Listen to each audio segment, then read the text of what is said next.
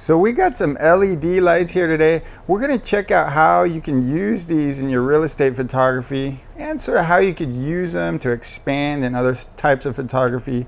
But why don't we first check out how these guys operate? So they just have a little switch back here and they have a nice battery that you buy with them. Just this little battery that pops in, and I'll go ahead and turn this on. And as you can see, it's just a really easy way to get some light. And the great thing about these is that you can control the color temperature from this. I love that. I love being able to just, flip this dial right here. Just control that color temperature. It's so nice right there to be able to do that. You probably couldn't see it right there, but watch it right here. As I light myself, maybe you'll be able to see it better. So that's warm.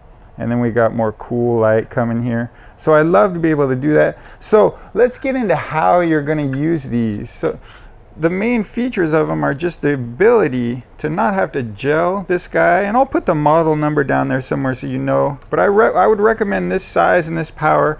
But the main way you're going to want to try and use this in your photography would be for your twilights, if you're doing aerial twilights. I recently did a write-up on this and thought it'd be nice to explain it a little bit more in a video. So you have a twilight, and the whole problem with doing an aerial twilight is going to be you're going to want to shoot as early as possible because there might be wind, there might be anything, and your drone is moving. The later you go, the longer your exposure is going to have to be, right?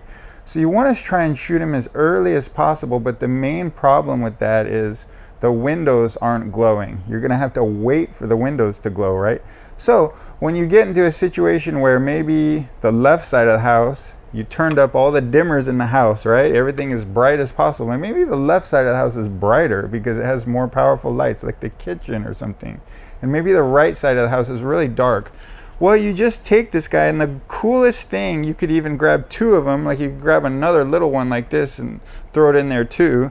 I got this one to put on top of my camera, but you can see the point here. The battery's out, but that's all right. But you can just point that right at whatever you can see through the window. Hopefully you're trying to pre-visualize where your comps are going to go, but you just point that right at the things that your camera's going to see through the window. I wouldn't, bounce it. It's going to be much less effective, okay? So try not to bounce it.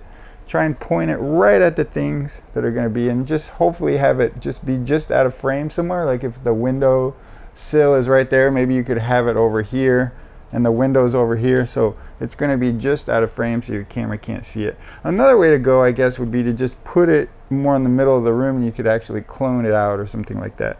But really good for bringing up those aerial, the exposures, and so you can shoot that twilight exterior from the air earlier, okay? It'll let you shoot it earlier at the same time where you're getting that nice glowing windows, at least as much as possible. So you could, if you really wanted to go all out, right, you could get like 5 of these, and you could put them in every room and in conjunction with the light. So that might be a way to go if this is a really profitable part of your business. So great for twilight exteriors from the air. The other thing I'll say about these is if you're getting into video, this can fit in your your glove box or something, right? Of course you might need 2 or 3 of them, and they can definitely fit in your gear bag, of course.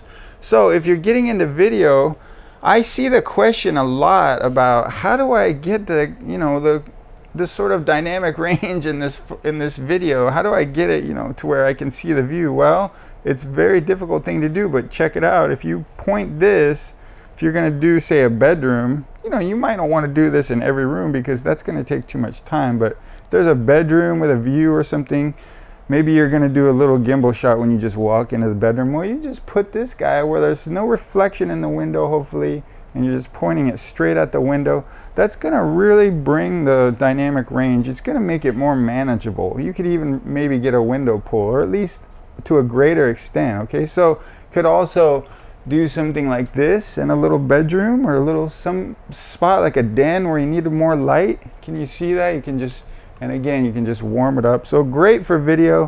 One of the things I would suggest if you're going to use these for a really nice on-the-fly video work is a super clamp. So what that would do, it would just go on right here. I have one somewhere over here, but it would just attach right here. And you're gonna have this unit now where there's just gonna be a clamp, and you can clamp it anywhere, like to a door or to like the top of a shelving unit or something, and so you could bounce it and you could maneuver it around. So that would be a cool little unit, one of these guys with a super clamp attached to it.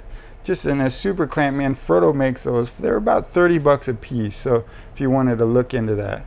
So cool little guys. It's something to consider if you're doing, especially if you're doing the drone work, and even if you're doing twilight exteriors where you're just outside and you have your DSLR, you could use these. I know you can use flash as well for that, so but you could use these as well, and that might give you a better, you can see it with your eye. That might help some people. And they're also great to have in the bag for just stuff, right? Just anything, continuous light for portraits or whatever, where you can more see things. If that's the way your mind sort of works, you can see the light as you're shooting. That's the problem with flash, right? We can't really see it until we take a picture.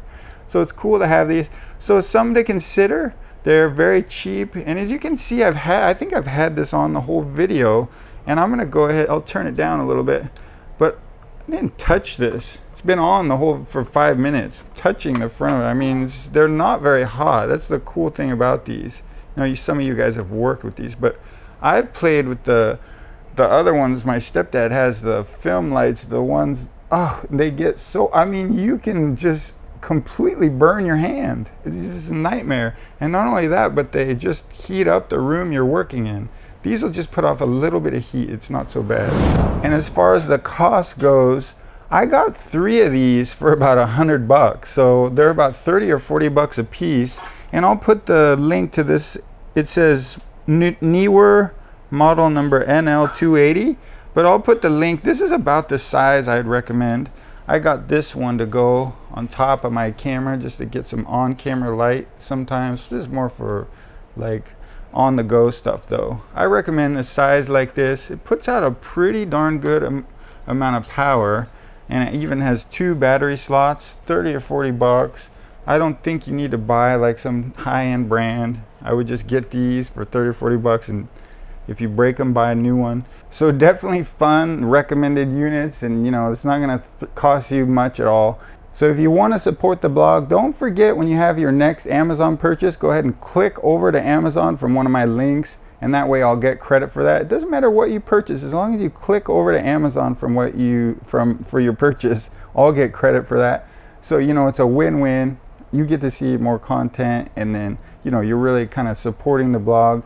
All right, so thanks for watching, everyone. I will see you in the next one.